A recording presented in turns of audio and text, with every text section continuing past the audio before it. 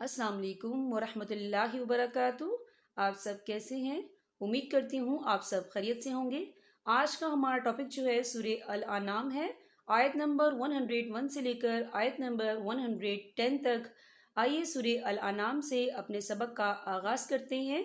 शुरू करती हूँ अल्लाह ताला के नाम से जो बड़ा मेहरबान नहायत रहम वाला है। तर्जुमा। वो तो आसमानों और ज़मीन का मौजूद है, उसका कोई बेटा कहाँ हो सकता है, जबकि उसकी कोई बीवी नहीं।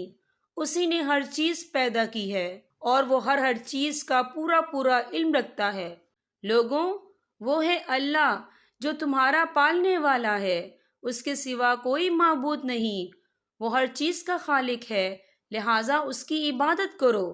वो हर चीज की निगरानी करने वाला है, निगाहें उसको नहीं पा सकती और वो तमाम निगाहों को पा लेता है।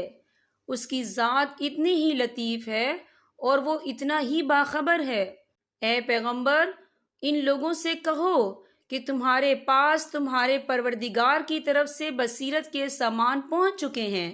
अब जो शख्स आंखें खोलकर देखेगा वो अपना ही भला करेगा, और जो शख्स अंधा बन जाएगा वो अपना ही नुकसान करेगा, और मुझे तुम्हारी हिफाजत की जिम्मेदारी नहीं सौंपी गई है। इसी तरह हम आयतें मुख्तलिफ तरीकों से बार बार वाज़ेह करते हैं ताकि तुम इन्हें लोगों तक पहुंचा दो।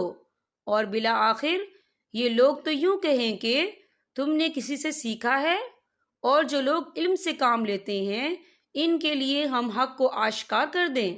ए पैगंबर, तुम पर तुम्हारे परवरदिगार की तरफ से जो वही भेजी गई है तुम उसी की पैरवी करो, उसके सिवा कोई माबूद नहीं है। और जो लोग अल्लाह के साथ शिर्क करते हैं उनसे बेपरवाह हो जाओ।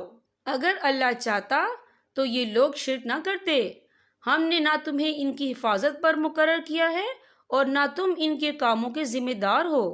मुसलमानों, जिन झूठे माबूदों को ये लोग अल्लाह के बजाय पुकारते हैं तुम इनको बुरा ना कहो, जिसके नतीजे में ये लोग जहालत के आलम में हद से आगे बढ़कर अल्लाह को बुरा कहने लगे।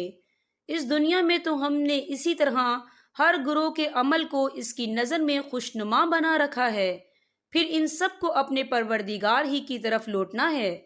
उस वक्त वो इन्हें बताएगा कि वो क्या कुछ किया करते थे। और इन लोगों ने बड़ी जोरदार कस्में खाई हैं कि अगर इनके पास वाकई कोई निशानी यानी इनका मतलूब मौजज़ा आ गई तो ये यकीनन ज़रूर इस पर ईमान ले आएंगे। इनसे कहो कि सारी निशानियां अल्लाह के कब्जे में हैं, और मुसलमानों, तुम्हें क्या पता कि अगर वो मौजे आ भी गए तब भी ये ईमान नहीं लाएंगे। जिस तरह ये लोग पहली बार कुरान जैसे मौजे पर ईमान नहीं लाए, हम भी इनकी जिद की पादाश में इनके दिलों और निगाहों का रुख फेर देते हैं और इनको इस हालत में छोड़ देते हैं कि ये अपनी सरकशी में भटकते फिरे। यहाँ पर हमारे सबक का इख्तिताम होता है। माशाल्लाह से आज हमारा 7वां सिपारा जो है कंप्लीट हो चुका है।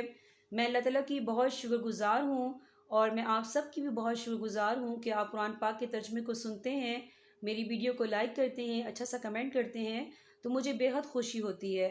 बस मेरी अल्लाह ताला से यही दुआ है कि अल्लाह ताला मुझ समेत तमाम उम्मत मुस्लिमा को जो है कुरान पाक पढ़ने, समझने और इस पर अमल करने की जो है तौफीक अता फरमाए। अब मैं आपसे इजाज़त चाहूँगी। अस्सलाम वालेकुम व रहमतुल्लाहि व बरकातुहू।